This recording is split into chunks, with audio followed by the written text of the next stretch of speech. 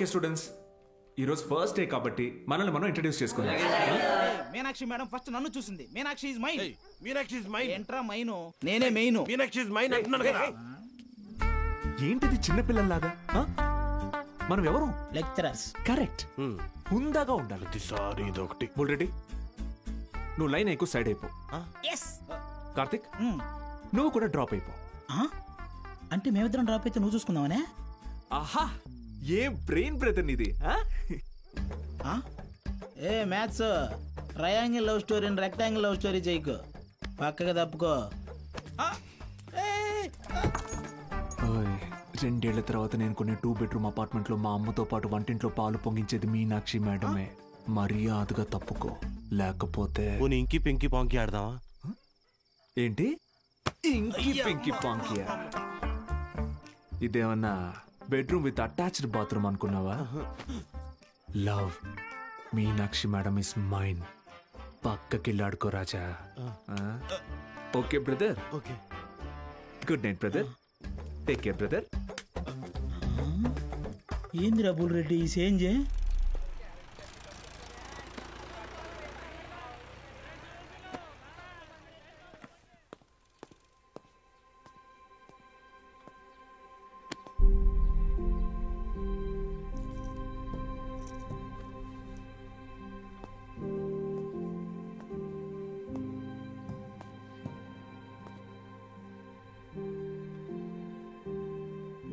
ఇక్కడ ఎప్పుడు అంతే అంటే పిల్లలు లేరని కొంపదీసి ఇప్పుడు కిందకెళ్ళి పశువులకు పాడాలి చెప్పంటారేమో. బ్రదర్, కాలేజీకి స్టూడెంట్స్ ఎవరు రారండి బ్రదర్. అయితే టుడే హాలిడే. రోజంతా jolly day. Sunday to Monday holiday. Jolly day. నిన్నొచ్చారు కదా సార్. మీరు వస్తున్నారని తెలిసి ప్రెసిడెంట్ గారు హడావిడిగా ఊళ్ళో 10th పాస్ అయి ఖాళీగా ఉన్న పిల్లల్ని తీసుకొచ్చి క్లాస్లో కూర్చోబెట్టి ఫోటోలు దిగారు. ఆయనకు కావలసిన పబ్లిసిటీ వచ్చింది. ఇదిగో చూడండి, మీకు మెల్లిగా ఇది అలవాటైపోతుందిలేండి సార్.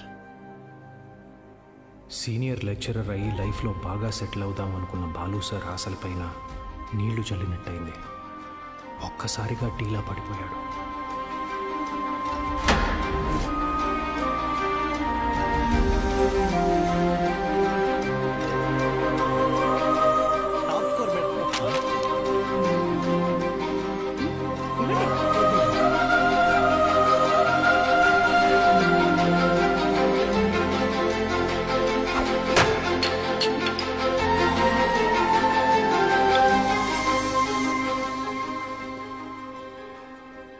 ఈ మండలం మొత్తానికి ఇదొక్కటే గవర్నమెంట్ జూనియర్ కాలేజ్. 2 ఏళ్ల ముందు వరకు చుట్టుపక్కల ఊళ్ళ నుంచి కూడా పిల్లలు ఇక్కడికే వచ్చేవాళ్ళు. తర్వాత ఏమైంది? కాలేజ్ మూతపడింది. చదువుని కొనగలిగే వాళ్ళు ప్రైవేట్ జూనియర్ కాలేజీలకు వెళ్ళిపోయారు. చదువుని కొనలేని వాళ్ళు కూలి పనులు చేసుకుంటున్నారు. బ్రతకాలి కదా సార్. కానీ ఇప్పుడు కాలేజ్ ఓపెన్ అయింది కదా మేడం. చదువు చెప్పడానికేగా మేము వచ్చాం. కొన్నాళ్ల తర్వాత మీరు వెళ్ళిపోతే, కాలేజ్ మళ్ళీ మూతపడితే, మిక్స్చర్ పొట్లాల ఆశ చూపిస్తే కానీ రాలేదు సార్ మొన్న మన ఊరు పిల్లలు. చదువుకోవాలన్న ఆశ ఉన్నప్పుడు వాళ్ళకి చదువు దొరకలేదు. ఇప్పుడు మీరు వచ్చినా వాళ్ళ కోసం ఉంటారన్న నమ్మకం వాళ్ళకు కుదరడం లేదు. వాళ్ళకేంటి, నాకే నమ్మకం లేదు. ఏ మీకెలా చెప్పాలి? నాతో రండి.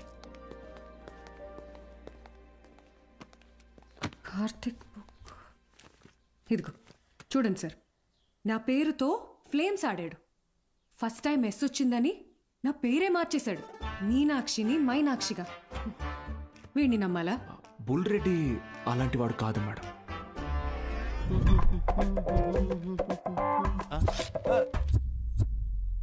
ఒక వారం తర్వాత మీరు కూడా వాళ్లలాగే తయారవుతారు.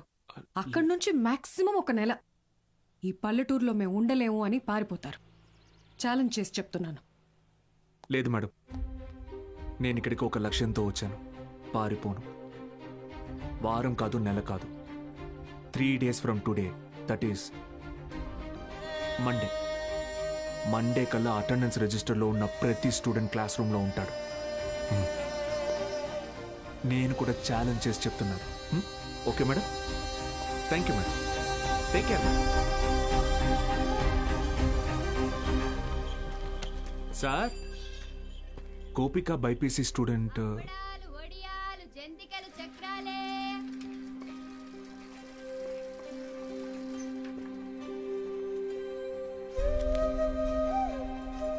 పెద్ద కుటుంబం, సంపాదన తక్కువ, తప్పట్లేదు సార్. ప్రెసిడెంట్ గారు ఆ ఒక్కరోజు అన్నారని పంపించామండి.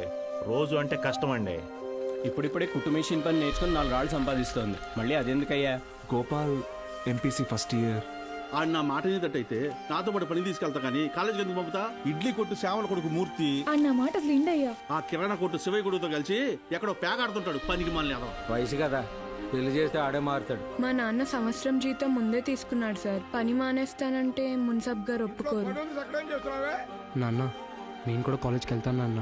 10 వరకు చదివించానయ్యా. చాలా ఊరి చివర బతికేటోళ్ళు, కూలీనాలు చేసుకునేటోళ్ళు. కాలేజా? మరి ఇంటి పనులు ఎవరు చేస్తారు? చెన్నైలో ఒక ఇంట్లో పని కుదిరింది బాబు, నెలకి 2000. మంత్రులు గారు మాకు అవసరం లేదయ్యా, వదిలేయండి. మ్యాక్స్ బాబు, ఆడపిల్లకి చదవడం రాయడం వస్తే చాలు. ఆ తర్వాత వంట వార్పు నేర్పించి పెళ్లి చేసి పంపించేస్తాం.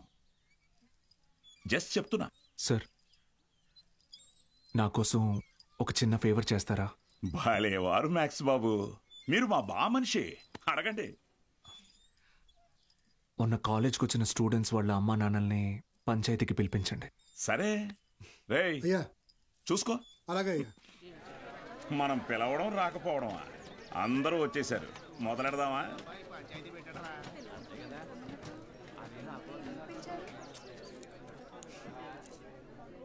మీరు మీటింగ్కి పిలిస్తే వస్తున్నారు సార్, కానీ నేను క్లాస్ చెప్తానంటే ఒక్కరూ రావట్లేదు. చాలామంది స్టూడెంట్స్ పనులకి పోతున్నారు. ఏమని వాళ్ళ పెద్దవాళ్ళని అడిగితే సంపాదించుకోవాలి అంటున్నారు. అదేంటి పంతులు గారు, చదువుకునేది సంపాదించడం కోసం, ఆ సంపాదన తప్పు అంటారేంటి? నేను నా ఇంటిది బుడ్డది కూలి పనికి వెళ్ళి రోజుకి 60 రూపాయలు తెచ్చుకుని 3 పూట్ల తింటున్నాం. అలాంటిది మా బుడ్డదాన్ని కాలేజీ పంపించి ఓ పూట పస్తులు ఉండమంటారా ఏంటి? బాగా చెప్పావురా మ్యాక్స్ బాబు. మా ఇన్స్పెక్టర్ సురేష్ గారిని చూడండి, కట్టింగ్లన్నీ పోను నెలకు 4500 రూపాయలు సంపాదిస్తున్నారు. అదే సారాకోట్ సోమిగాడు, వాడే ఎరా అక్షరం ముక్క రాదు, నిషాని, కానీ రోజుకు 500 రూపాయలు సరుకు అమ్మందే కొట్టు ముయ్యడు. మరి చదువుకున్నాడు కంటే బాగానే సంపాదిస్తున్నాడుగా. ఇంకేంటి మీ చదువుకున్న గొప్ప.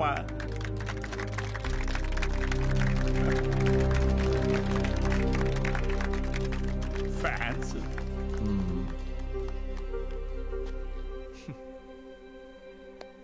సరే, టైం పాస్కు ఒక కథ చెప్తాను, వినండి. రామేశ్వరం అనే ఊరిలో ఒక పడవ నడిపేవాడు ఉండేవాడు. ఇంటి పట్టునే ఉండే అతని భార్య, 5 పిల్లలు. బాగా పేద కుటుంబం అయినా పిల్లల్ని ఎంత కష్టమైనా పడి చదివించేవాడు. ఆ ఇల్లాలు పాపం కడుపు మార్చుకుని ఆ 5 పిల్లల ఆకలి తీర్చేది. వాళ్ళ అమ్మ నాన్న పెట్టే గంజి అన్నం ముద్దలో ఏం మ్యాజిక్ ఉందో ఏమో, ఆఖరి పిల్లాడు అద్భుతంగా చదివేవాడు. క్లాస్ ఫస్ట్ తెచ్చుకున్నాడు. మెడ్రాస్ ఇన్స్టిట్యూట్ ఆఫ్ టెక్నాలజీ నుంచి ఇంజనీర్ అయ్యాడు. ఇస్రోలో సైంటిస్ట్ అయ్యాడు. మిస్సైల్ మ్యాన్ అన్న బిరుదుని పొందాడు. మొన్నటికి మొన్న పోఖ్రాన్లో జరిగిన న్యూక్లియర్ టెస్ట్ కూడా ఆయనే చేశారు. ఆయన పేరేంటో తెలుసా? ఏపీజే అబ్దుల్ కలాం.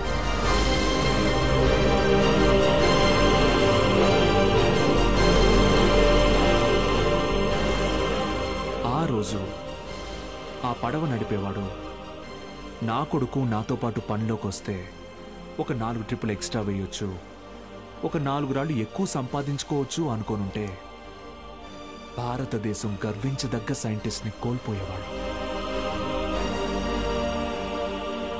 ఇందాక మీరు ఈ ఊరి ఇన్స్పెక్టర్ని సురేష్ గారు అన్నారు. సారా ఆమె సోమరాజుని సోమి గాడు అన్నారు. పాపారావు,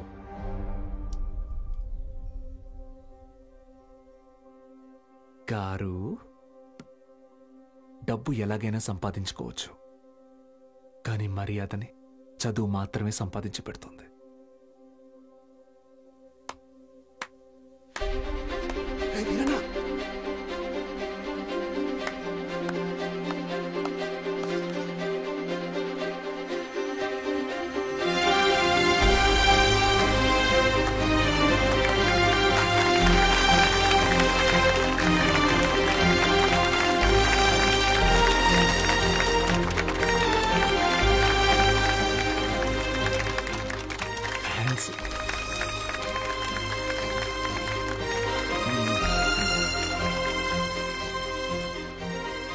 మీకు నేనున్నాను,